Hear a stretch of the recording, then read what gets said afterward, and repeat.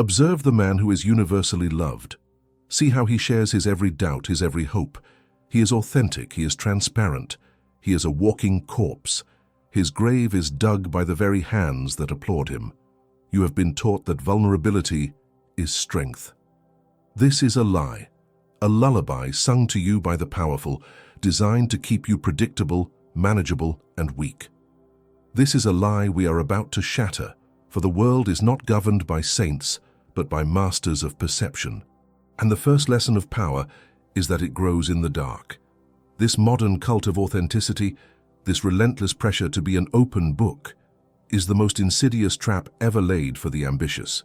It is a siren song that promises connection, but delivers only chains. You are told to share your story, to reveal your weaknesses, to be relatable. This is presented as a noble virtue, a pathway to trust. But the student of power must ask a colder, more pragmatic question: trust from whom and for what purpose? The idealist believes he is building bridges of mutual understanding. The realist, the student of Machiavelli, sees that he is merely providing his rivals with a detailed blueprint of his own psychological fortress, marking every weak point, every hidden passage, every insecure foundation. He trades the formidable power of mystery for the fleeting warmth of acceptance. This is the idealist's wager, and he loses it every single time. Why? Because the world is not a gathering of friends in a circle of trust. It is an arena of competing wills, a perpetual battlefield of ambition where information is the prime currency and the most valuable ammunition. To willingly give this away is not honesty, it is strategic suicide. Consider the glass man. He is a marvel of the modern age, his every thought and feeling on display for the world to see. His intentions are clear. His motives are pure. His heart is on his sleeve. Men admire his sincerity. They praise his integrity. And then they shatter him. They shatter him because he is predictable. His transparency makes him a simple equation to be solved.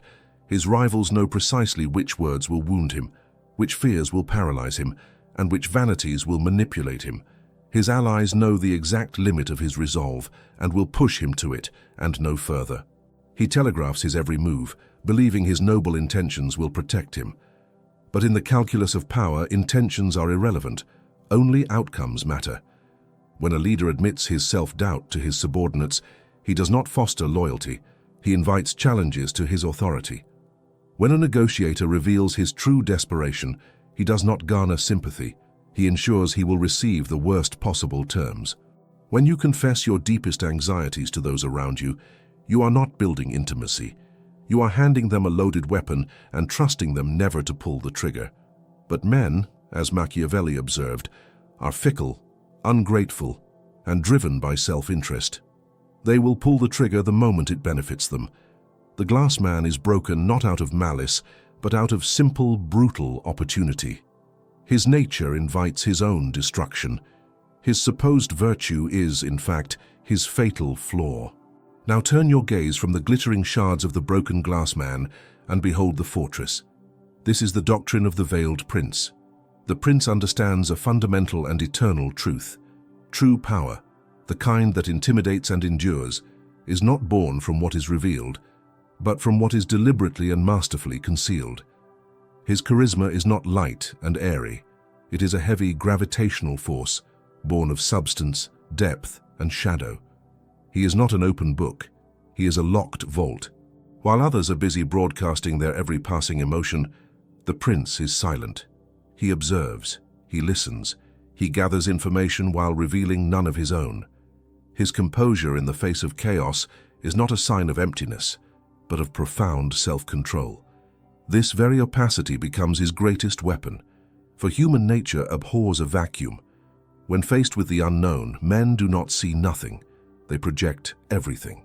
They fill the prince's silence with their own fears, their own hopes, and their own assumptions about his power. His enemies, unsure of his intentions, become hesitant and cautious. Is he planning to strike? Or is he offering mercy? His ambiguity forces them into a state of paralysis, afraid to act lest they fall into a trap they cannot see. His followers, mesmerized by his mystique, see in him the leader they desperately wish him to be, a savior, a genius, a visionary. As Machiavelli wrote, "Men are so simple and so ready to obey present necessities that one who deceives will always find those who allow themselves to be deceived." The prince does not need to lie constantly. He simply needs to allow the fertile imaginations of others to do the work for him. He provides the canvas of his veiled persona, and the world paints its own masterpiece of his greatness upon it. This is the foundation of intimidating charisma. It is not about being liked, it is about being respected to the point of awe. It is the palpable feeling of being in the presence of someone whose mind is a territory you cannot map, whose resources you cannot measure, and whose next move you cannot predict. This profound unpredictability is the source of his influence. Others orbit him not because he is warm, but because his sheer density creates a gravitational field from which it is difficult to escape.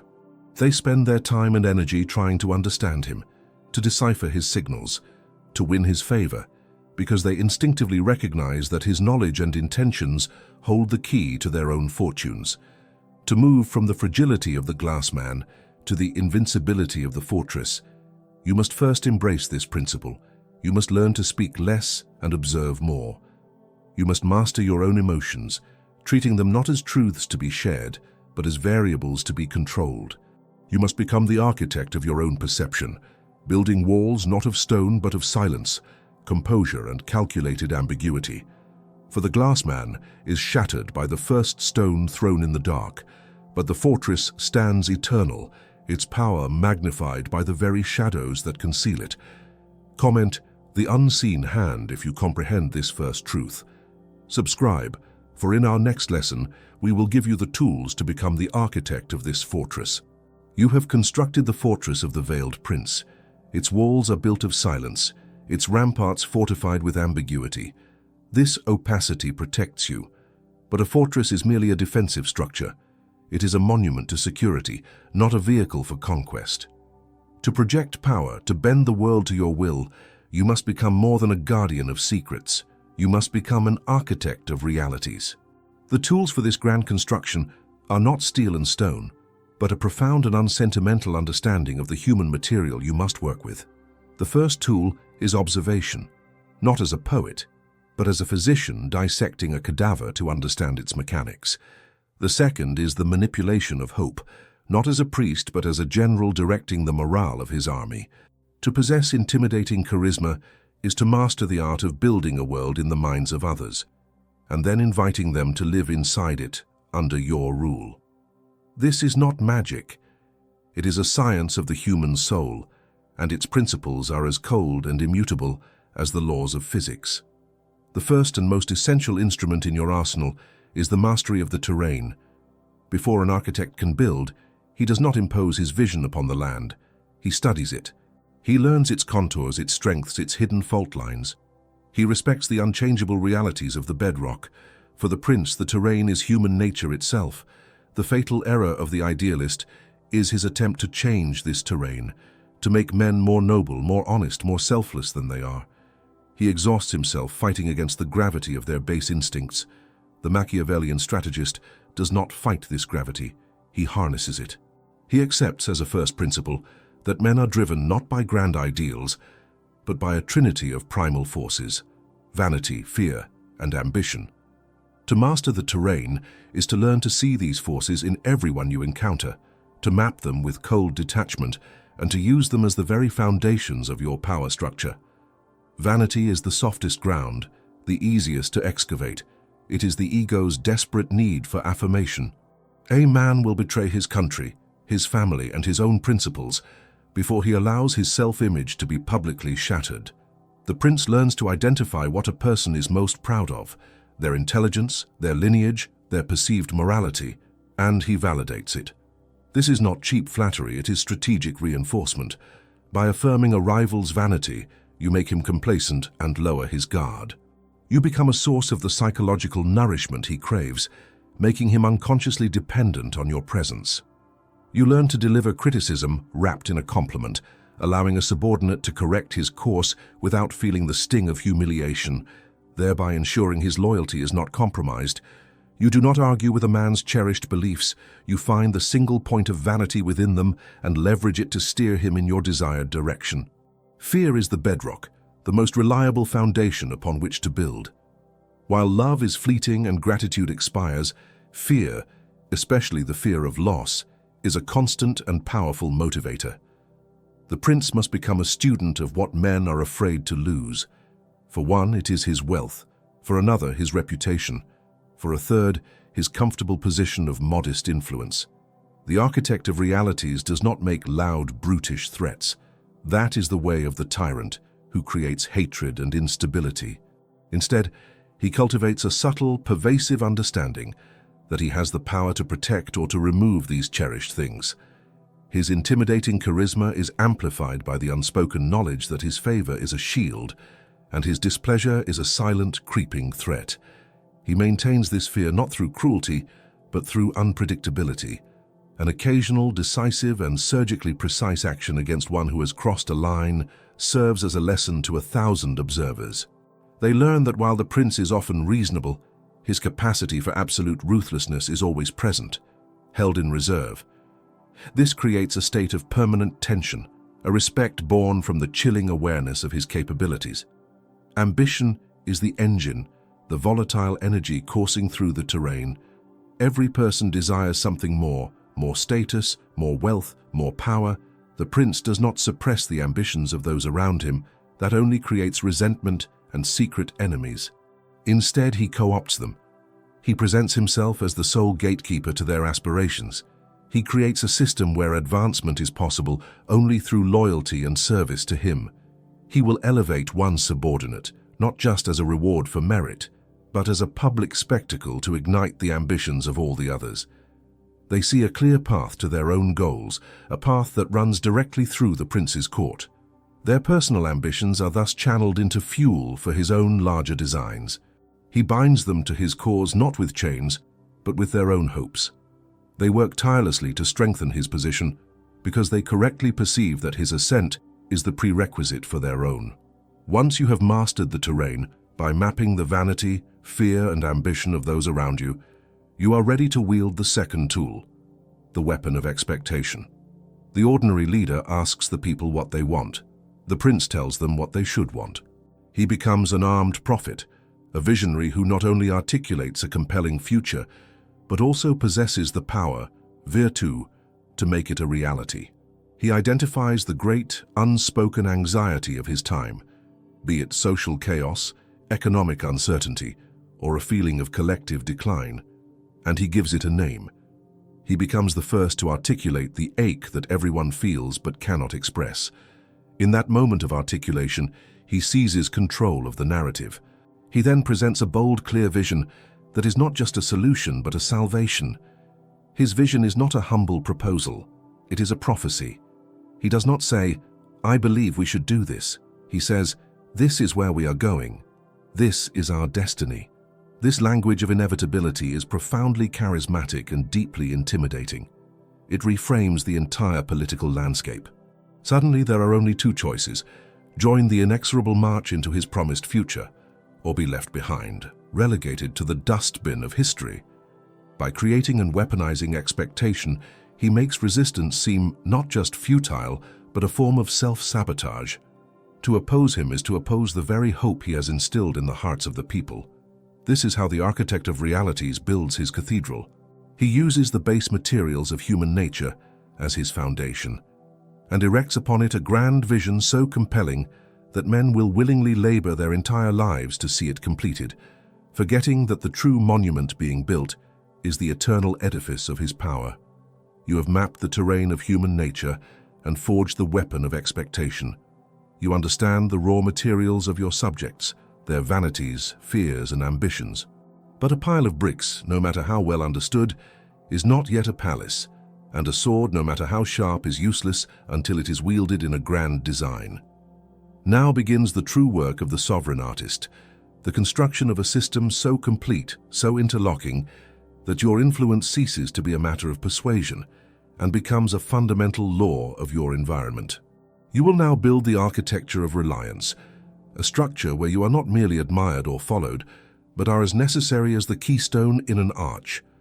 Once this invisible structure is in place, you will mount upon it the grand public performance, the spectacle of the great man. A theatre designed to convince the world that your dominion is not only justified, but preordained.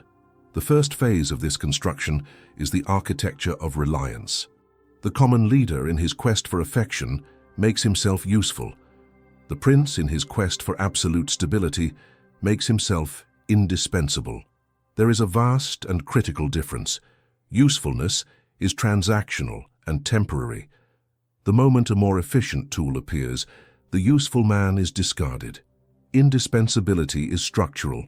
To remove the indispensable man is to risk the collapse of the entire edifice. Your goal is to methodically and silently weave yourself into the very fabric of your organization, your court, or your social circle, so that your removal would create a vacuum, a cascading failure that even your enemies would fear to trigger. This is achieved not through force but through a subtle and relentless campaign of strategic dependency. Begin with the currency of obligation. Generosity in the hands of the naive is a weakness. It is a fire that consumes resources and creates an insatiable hunger in its recipients. In your hands, generosity is a surgical instrument. You will never be indiscriminately liberal, for as Machiavelli warns, a reputation for generosity requires a lavishness that will ultimately deplete you, forcing you to tax your subjects and earn their hatred. Instead, your benevolence will be rare, calculated, and intensely memorable. You will bestow a significant favor upon a rising talent, placing them in your debt at the very moment their career begins to ascend. You will solve a critical problem for a powerful ally, a problem they could not solve themselves, thereby creating a psychological bond of indebtedness that transcends mere gratitude. You distribute these favors like a master sowing a field, knowing that each seed of obligation will grow into a root of influence. The men you elevate will see you not as a benefactor, but as the very source of their success. Their loyalty is assured, for to betray you would be to repudiate the foundation of their own standing. Simultaneously, you must become the nexus of all critical information. In any power structure, knowledge is the lifeblood. The foolish leader encourages open communication, allowing streams of information to flow freely. This creates a chaotic and unpredictable environment where rivals can form secret alliances and plots can fester in unseen corners. You, the architect, will design a more orderly system. You will position yourself as the central node, the exclusive conduit through which all vital intelligence must pass. You encourage your lieutenants to report to you individually, fostering a climate of private counsel rather than public debate. This prevents them from forming a unified front against you. You become the sole individual with a complete picture of the entire strategic landscape. You connect one ambitious man with an opportunity created by another, but only through your mediation. They both become reliant on you as the broker of their fortunes. Soon, to operate without your knowledge becomes impossible. To be excluded from your inner circle is to be rendered deaf and blind. This is not micromanagement, it is the strategic control of reality itself. Men will not dare to move against you, not because they fear your sword, but because they fear the darkness that would envelop them without your light. Finally, you perfect this architecture by demonstrating unparalleled competence in moments of crisis. It is a harsh truth that a state of prolonged peace and comfort makes a ruler seem obsolete. Therefore, you must learn to see the utility in turmoil. When a problem arises, you do not rush to solve it. You will watch it develop. You will allow others to try and fail, their incompetence highlighting the difficulty of the situation. You will let the collective anxiety build to a fever pitch. Only then, at the moment of maximum despair, will you intervene. Your solution, which you have been preparing in the shadows, will appear not merely competent but miraculous. You did not simply solve a problem. You delivered your people from chaos. Through this calculated demonstration, you reinforce the core message of your reign. I am the agent of order. Without me, there is only the abyss. Your indispensability is now complete. You are no longer just a leader. You are a necessity of state. With the invisible architecture of reliance firmly in place, You can now begin the second phase, the spectacle of the great man. Power that is not seen, that is not performed, is an academic concept. It is the public perception of your greatness that solidifies your rule and intimidates your foes. As Machiavelli profoundly observed, men in general judge more by the eyes than by the hands. Everyone sees what you appear to be. Few experience what you really are. Your every public action, therefore, must be a piece of theater, a scene in the epic legend you are writing. You must become the master of a calculated persona, projecting the virtues that the masses admire, regardless of the necessities that guide your actions in private. You must appear to be merciful, faithful, humane, upright, and religious. When an opportunity arises to make a public show of clemency, seize it. Pardon a defeated and humbled foe in a grand gesture that will be spoken of for years. The story of your mercy will far outweigh the dozen ruthless decisions you make in the quiet of your chambers. When you make a promise, ensure it is one you can keep publicly and fulfill it with great ceremony.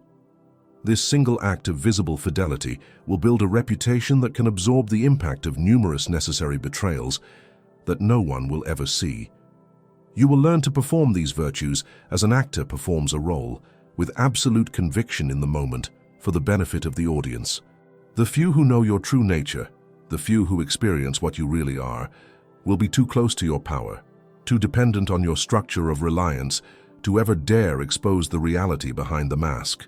This performance is enhanced by an economy of presence. The leader who is always seen, always speaking becomes common. His words lose their weight, his presence loses its impact. You will cultivate an aura of mystique by making your public appearances significant events. You will master the power of silence in council, letting others exhaust themselves in debate, your stillness drawing more attention than their frantic words. When you finally speak, your carefully chosen words will land with the force of a final judgment. Your scarcity makes you valuable. Your reserve makes you seem profound. You are not a participant in every trivial discussion. You are the final arbiter who descends from on high to impose order and direction. Ultimately, this spectacle is cemented through the use of rare and remarkable examples. The daily business of governing is forgettable. What the people remember are the lightning strikes, the singular acts of shocking severity or breathtaking magnanimity that define a reign. You must create these moments. You must execute a traitor not just with justice, but with a swift and terrible ingenuity that serves as a chilling warning against disloyalty for a generation. You must reward a loyal servant not just with wealth, but with a public elevation so dramatic that it inspires fanatical devotion in all who witness it. These are the myths you are planting in the collective mind. These acts are not about administration. They are about branding your soul upon the consciousness of the state. They are the grand theatrical flourishes that turn a mere ruler into a legend, a force of nature whose charisma is so intimidating because it seems to be woven from the very stuff of history itself. You have learned the necessity of the veil and mastered the tools of the architect. You have built an invisible palace of reliance and performed the grand theater of inevitability upon its stage. The foundations are set, the audience is captive. Now, before we reveal the final act, the masterstroke that transmutes influence into a permanent legacy, ensure you are subscribed. For the ultimate wisdom of power is reserved not for the merely curious, but for those who are prepared to claim their throne. The world is a current of chaos, a relentless river of fortuna. Most men are swept away by it, their lives a testament to circumstance. The prince, however, does not merely swim against the current. He builds a dam. He alters the very course of the river. The final stage of this grand work is the execution of that singular transformative act and the subsequent consolidation of the new order it creates. This climactic moment is the closing of the circle. It is not a loud declaration of victory or a bloody battle in the open. Such displays are for common conquerors who rule by overt force and inspire overt resistance. Your coronation will be silent, almost imperceptible to the masses. It is a psychological enthronement, a moment of chilling revelation that occurs not on a battlefield, but in the minds of your rivals. Throughout your ascent, you have been weaving a web, its threads spun from the dependencies, obligations, and manipulated hopes of those around you. The closing of the circle is the instant you pull those threads taut. Imagine a conspiracy forming against you. Its members, driven by envy and ambition, believe they are acting with free will and cunning secrecy. They have held their clandestine meetings, formulated their plans, and chosen their moment to strike. What they do not realize is that you have been the silent author of their entire plot. You fed the initial seed of discontent through a trusted lieutenant. You allowed them access to information that was, in fact, carefully curated disinformation. You guided their ambition towards a target of your own choosing. They have been moving within a maze you designed. Every turn they took, every decision they made, leading them deeper into the heart of your trap. The masterstroke is not the brutal crushing of their rebellion. That is predictable and artless. The true display of intimidating charisma, of terrifying intellect, is the quiet reveal. You will summon the conspirators one by one into your private chambers. You will not accuse them. You will, with serene and unnerving calm, recount their entire plot back to them, not as an accuser but as an observer. You will detail their secret meetings, quote their own words of treason, and then explain, with the dispassionate air of a chess master, explaining a concluded game, how each of their moves served your ultimate purpose. You will show them that their bid for freedom was merely them acting out a script you had written for them long ago. In this moment, you do not destroy their bodies. You annihilate their agency. You leave them with the soul-crushing realization that their will is irrelevant, that they are not even worthy opponents, but simply pawns on your board. The intimidation is absolute because it is intellectual. It is the horror of discovering that the walls you thought were a prison were, in fact, the stage for your own supervised failure. This is the silent coronation, the moment your adversaries understand that to fight you is not to engage in a contest of wills, but to struggle against reality itself. With the psychological victory complete, you immediately proceed to the final phase, the consolidation by order.